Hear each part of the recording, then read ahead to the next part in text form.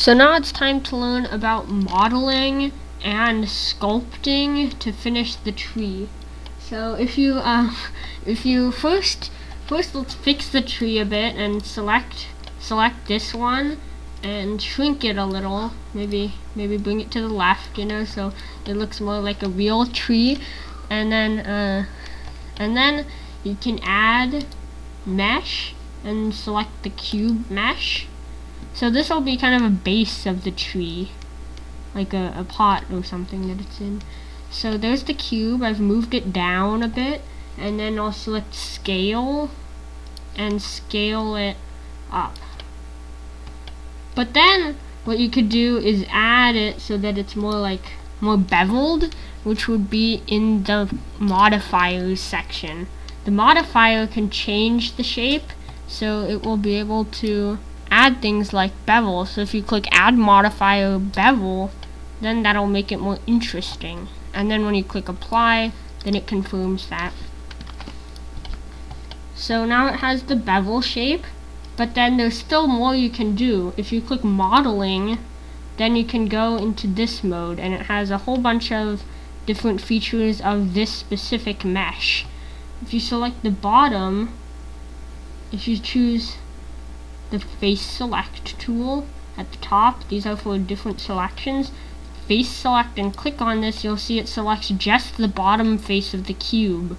Then if I select scale, I can scale only the bottom face, so that'll create this type of effect. I can do that for any of the faces, and I can use any tool. So if I selected rotate and I selected this face, that would change that one, but that looks kind of weird, so I will just leave it like that. So now there is sculpting. If I select this top tree and add modifier and select subdivision surface and then apply, this will make it basically more detailed. You can see it's more detailed than the one below. So if I select this and go into sculpting mode, this is where it's as if you were using your hands, and you can modify it with your mouse cursor. So these are the tools. The main ones are this one, which is draw. So if you select the object that you've selected, the treetop, and click this, this will draw onto it. So that'll basically expand the top of it or wherever you click, and then Control Z to undo. Then there is blob, where if you continuously click, it will add blobs there, and Control Z again and again to undo.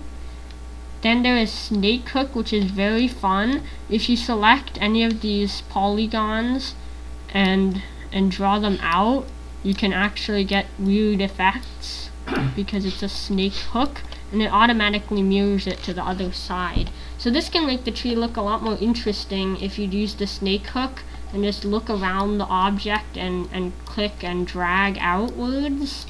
It'll create the snake hook effect. But notice you can't do that to the other shapes because you haven't selected them. So if you go back to layout up here and select the other one, I'll add subdivision surface to make it more detailed.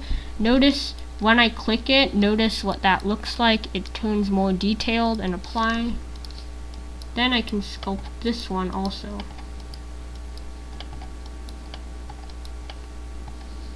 Then I'll select this and rotate it so it's more natural looking.